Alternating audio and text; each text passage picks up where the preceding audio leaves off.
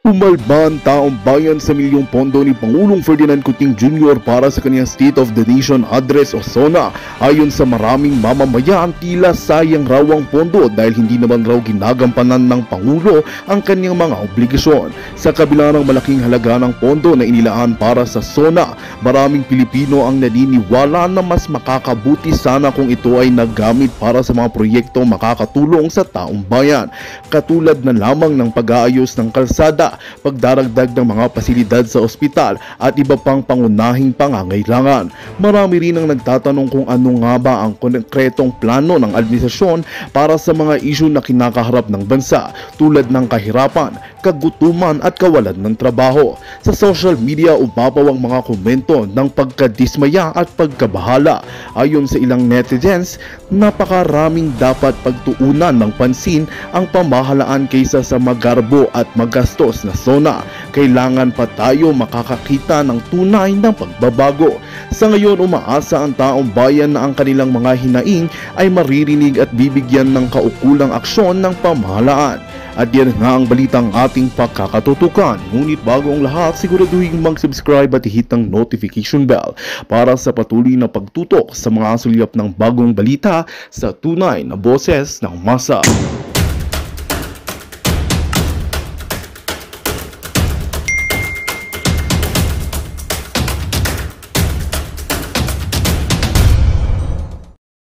Imbis na mapupunta sa mga proyekto, mapupunta kay girl lalo sa kabit.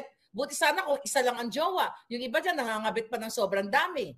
Tapos yung mga kabit nila, may mga kabit din na mga callboy.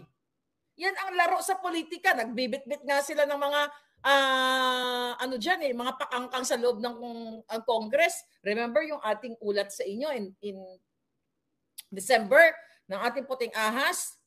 Okay, na ayon sa ating puting ahas, itong itong si Sandro, di umano, allegedly, ay nagbibit-bit ng mga babae at nireregalo doon sa mga masyondang amoy albatros na mga politiko para paboran yung charter change. Remember that? O kaya kaluoy talaga kayo. So dapat talaga hindi na nga matuloy itong itong SONA na to. Tama na, sobra na. Wala ubos na pera ninyo. Tataas ang presyo ng bilihin. Alam nyo, hindi nyo lang po nararamdaman. Pero yung mga pinag-uusapan natin dito, kahit nagchichika-chika boom-boom ako sa inyo, mga palangga, akala na nagchichika-chika joke-joke lang tayo, may implication yan sa pamumuhay ninyo. You count 300, ilan ba ang Congress? 320, 319? O palagi natin sa 300 plus senators. Ipagpalagay mo doon na lang na 100 million bawat isa sa kanila. Maliit nga yung 100 million. Ito doon na natin, kalahating milyon. Kunyari, lahat yun nagnanakaw. Gaano kalaki ang impact sa ating sa inyo, sa ating lahat?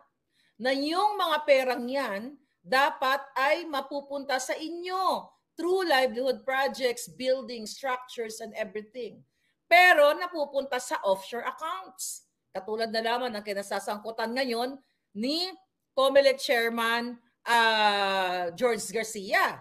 Diba?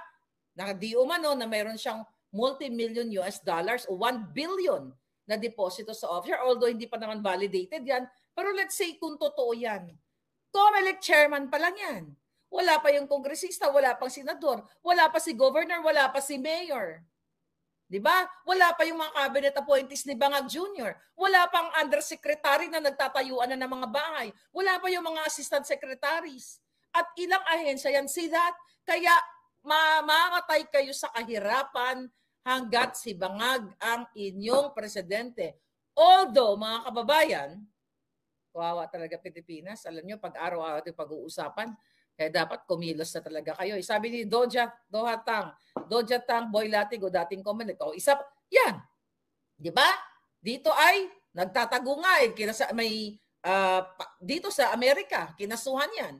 So, pasalin-sali na lang itong pagnanakaw nila. O DPWH, tindi ng kurakot dyan, sabi ni Commander Aguila.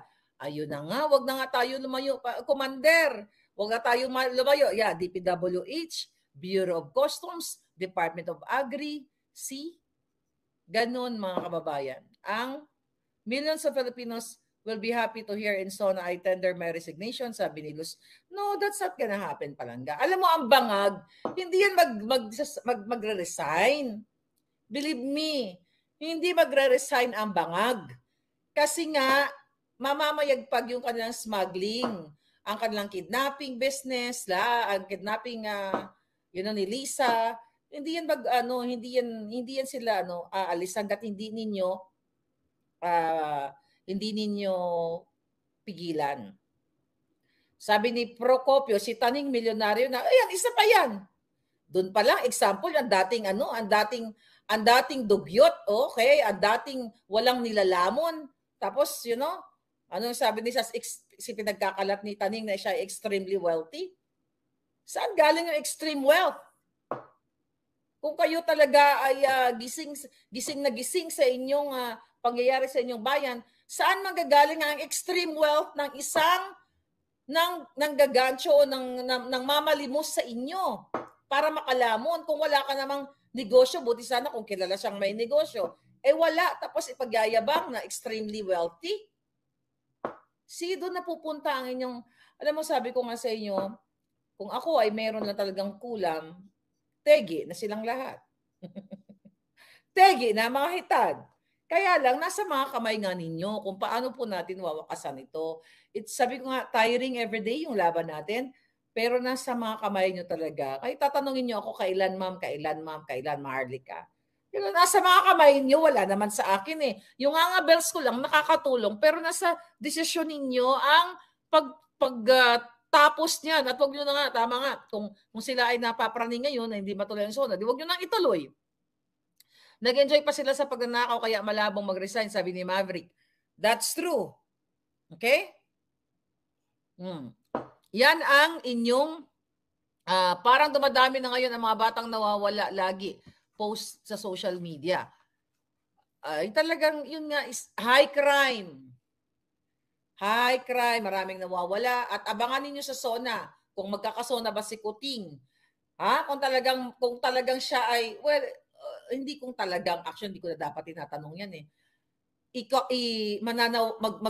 Isasama ba niya sa SONA na yung Pogo ay isa-stop niya na sa Pilipinas? Hindi niya gagawin yan, Rowena Cruz. Okay? Hindi niya gagawin stop ang Pogo kasi si Marcos Jr. ay nag-benefit sa mga Pogo operators. Nandyan ang donation money coming from Pogo operators na naka-imbak pa rin. Sabi ko nga sa inyo, nung time na hindi pa nag-eleksyon, ang sinasabi ni Lisa, they are okay sa campaign funds. Kung ano man daw ang mangyari, kung matalo man daw sila, sagana na sila sa pera galing sa mga donation. Saan galing yung mga donation? Galing sa drug lords, galing sa Pogo, galing sa mga smugglers. At even before, talagang sila ay nakikipagsabuatan na sa smuggler. Like Michael Ma. Bata pa si Michael Ma, kasama na pala nila. May mga nagtanong na, baka daw Jonakis ni Lisa. I don't know. Hindi ko alam kung ilang taon na si Michael Ma. Kasi, paano natin malalaman? Yan, walang bio. Itinago sa taong bayan ang pag-appoint sa kanya bilang special envoy to China hanggang ngayon. Hanggang ngayon itinago sa inyo. So paano tayo makakakuha ng record ni Michael Ma? Kung siya ba ay putok sa buo o anak ba ni Lisa or what? Kasi may mga nababasa ko. Sabi ni Doja ang pulburon video is the key. Baka nga. Mali ko. Kunyari, wala akong alam. Diba? Kanyari, wala akong alam. Kapapanganak ko pa lang. Ano pa? Ito. Sabi ni Family Lab, ma'am, pwede bang magtanong? Mag-rally po sila Vice President Sara dito sa July 20 para makasama. I don't think Sara will mag-rally. I don't know, hindi ko alam. Ayoko silang pangunahan. Pero hindi ko alam. Kung mag-rally, sumama kayo. Di ba? Ipapress niyo, kalayaan niyo. Ano pa? Tulog niya ito yung mga palangga ko. Ano pa mga hitad? Maisog nationwide worldwide, sabi ni Sita Sanchez. Yung mga taga Vancouver, nakaano na ba kayo? Nakasecure na ba kayo mga hitad? O mayroong July 20, Vancouver, Canada ha. Nandyan sa ating YouTube at saka sa Facebook. Hanapin nyo yung informasyon. Hanapin nyo si Sandra Penosco. Pumunta na kayo para may surprise guest siya. Ay sila at meron si Spokes Roque pupunta sa Vancouver. I wish makapunta ako, no? Kaso lang, wala, hindi ako makarating eh. Tsaka na lang sa victory party, antayin niyo ako. Di ba? I was there in Vancouver. Sa victory party nyo na lang ako antayin. Ayos ba yun? Miss Gwen, pupunta ba kayo? Sabi ni Miss Gwen, nag-contact ka na ba kay Sandra? Ayan, yan. Maganda-handa na kayo dyan mga palangga. Sabi ni Rowena Cruz, mag-sona. Ay, mag-sona talaga ako. At may kasama pa ako ngayong recruit. Abangan yung sona ko. But seriously, abangan nyo po ang sona namin. Okay? Mayroon akong friends na kasama. Abangan nyo sa July 21, 21 Pacific Time, California. Pero 22 dyan sa inyo. Sasabayan natin. So, kailan maaga kami. Maaga una ako yung sona, baka hindi sila matuloy. Sa sona ko na lang kayo manood. Ang sona namin. Sabi ni MHT, revenge lang dahilan ng investigation kay Mayor Go. Yeah, yan yung nakikita natin. Okay? Kompetensya. Okay? Sa kanilang POGO operation na yan. But, sabi ko nga, hindi ko nababasa ko yung kay Mayor Go na yan. Pero alam natin ang intention ng mga yan is kompetensya yan. Pero may sona po talaga ako ha. Abangan ninyo, di ba last time? Hindi to joke lang. Di ba last time? Ako yung nag-preside, ako yung kumanta. ako nagpambansang awit and everything, di ba? So this time, meron tayong mga guest speakers na mga friendship. So sasamahan nila ako at magde-deliver kami. Ito seriously, sa July 21st, 2020, of course 2024, the 21st, July 22 sa Pilipinas, maaga.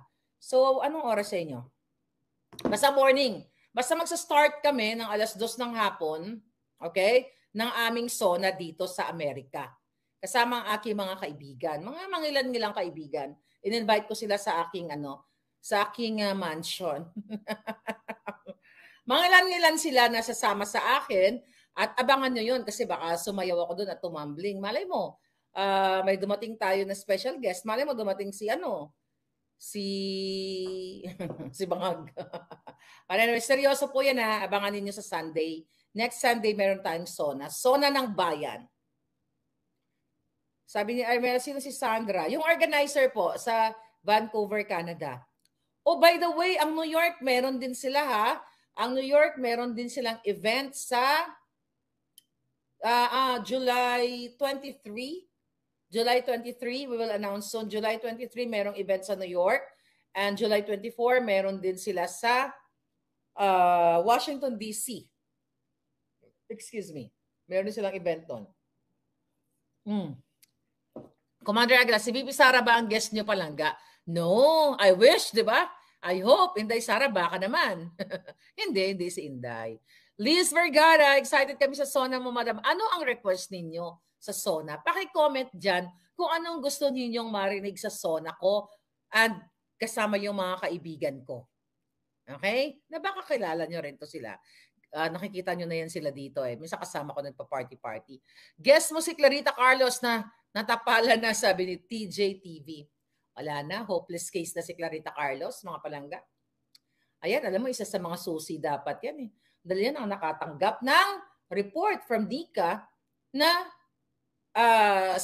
ang smuggling ay business ni Marcos Jr. at ni Lisa. Di ba? Concert na lang, sabi ni Real News. Diyos ko po, concert, yung boses ko, kumusta naman? Kumusta naman mga palangga? Well, sige, sitignan natin yung mga request. Anong gusto nyong marinig sa Sona? May Barrio Fiesta kami dito. Yan, tingnan mo. Sa Austria. Uy, kumusta dyan sa Austria palangga? Sa Vienna. Annalena Ortiz Locsin, may Barrio Fiesta ka. Kamag-anak ko ba si Teddy Locsin Jr.? Pagka mag-anak mo palangga, sabi mo sa kanya ha, kasabwat yan sa pagkikidnap doon sa Turkey ni Lisa Marcos. Pero for sure, pero I know, hindi mo siya kasama. Ang dami naman luksin sa Pilipinas.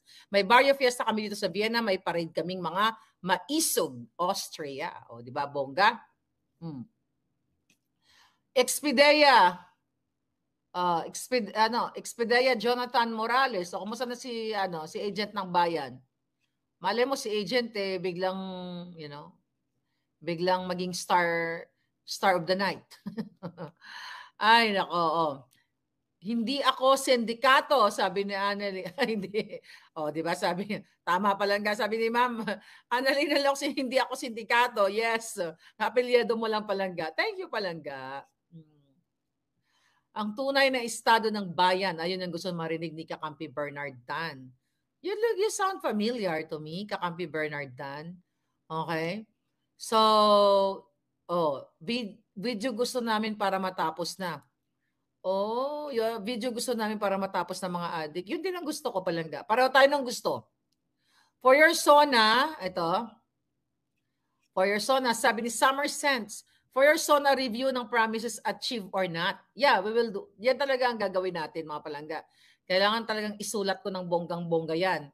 At 2 p.m., pag alas 2 ng hapon dito sa California, anong oras sa Pilipinas? Anong oras sa inyo? Alas 11? Ay, no, hindi. Ay, PM pala. 2 a.m.? Okay, we'll see. Guest mo daw si Butod. Si Lenny Robredo ang i-guest mo. Oo nga, Lenny, baka gusto mo mag-guest? Hindi. Seryoso? Kung gusto ni Lenny mag-guest at talagang bakbakan na si Marcos Jr., bakit hindi? Anti-Marcos yan eh. Hindi ko nga alam ba? Ito si Lenny nananahimik eh. Lenny, nananawagan yung mga Palangga, mag-guest ka daw. Bibigyan ko sa kanya lahat ng oras. Bakbakan niya lang ng bakbakan si Marcos Jr. katulad ng 5 a.m. 5 a.m. sa inyo, sa Pilipinas, yung alas 2 ng hapon dito. Shout out kay Lenny Robredo. Hinihiling ka dito. Mag-guest ka daw. Yeah, I would love her to be, dito kung gusto niya talaga. Kasi gusto ko marinig eh. Gusto ko talagang, maramdaman yung ano ni Lenny, yung rant niya sa mga Marcos, katulad ng ginagawa niya dati eh. Pero wala, tahimik si Hitad. Anong gagawin natin dyan? Magkakapareho lang sila, walang paninindigan. Hanggat hindi nagsasalta si Lenny ngayon, wala rin paninindigan yan. Diba? Sa Sona ni BBM, ni Bangag. Okay, ano ang Sona ni Bangag? Sa Sona ni Bangag, if matuloy, sana sabihin niya mag-resign na lang siya. Hindi mangyayari yan Palangga. AKA, sabi ni AKA. Sabi ni Gloria, Madam, may hula na mawala na si Bangag. Mawala daw si Bangag. May hula nga. I hope so. Liz Vergara, si Cayetano. Ayan, si Cayetano. Gusto ko nga yan eh. Kung gusto nila mag-guest, dati, di ba, puro sila anti-Marcos. O dito, mag-back to back pa sila. Bigyan ko sila lahat ng rant nila papuntang ano oras?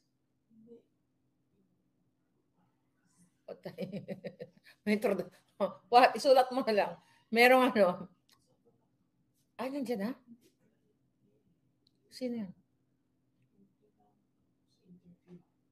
Yeah. Sorry. Kasi nanggugulo lang po ako dito. Andiyan na siya. Why don't you go down there? Okay. Sige. Can you give me 5 minutes? Okay, sige. 5 minutes. Alright. Mga Palangga, Diyos ko. May pala ako. Meron pala eksena dito. Give me 5 minutes. Okay, sabi ni Habibi. Ayusin mo na yan. Sabi ni Habibi, mag-ready ka na. Sabi ni Habibi, si Jinggoy Estrada. Jinggoy, kumusta ka na? Gusto mo. Hindi pa kami tapos si Jinggoy. Hindi pa tayo tapos, Jinggoy. Si Rowena Guanzon. Si Manay Rowena. Si Manay Bing. Di ba, Bing ang palayaw niya. Pero in fairness, kay Rowena Guanzon, talagang consistent yan. Actually, dyan ako sumasaludo eh. Kasi consistent siya na ngiwi-ngiwi talaga. Anti-ngiwi talaga siya. Yan ang mga dating hanggang ngayon, anti-Marcos pa rin na very consistent. And ibig sabihin, yung pakikipaglaban ni Rowena, ni Rowena Guanzon, totoo. 'Di ba? So yan talaga siya dapat ay kahanga-hanga yan. True, sabi ni Vivian, gising ka. True si Mami Bing. Kababayan ko na si Palangga. At bilib ako sa kanya dahil hindi siya nagbago sa kanyang pakikipaglaban. Magandang balita ang hatid namin sa inyo ngayong araw. Sa pagtatapos ng aming balitaan, nagbigay kami ng mga mahalagang impormasyon. Maraming salamat sa pagtutok at pagsuporta sa aming programa. Huwag kalimutang manatili sa mga susunod na araw para sa mga bagong balita at mga kwento na dapat nating abangan. Mula sa Boses ng Masa, magandang araw Pilipinas!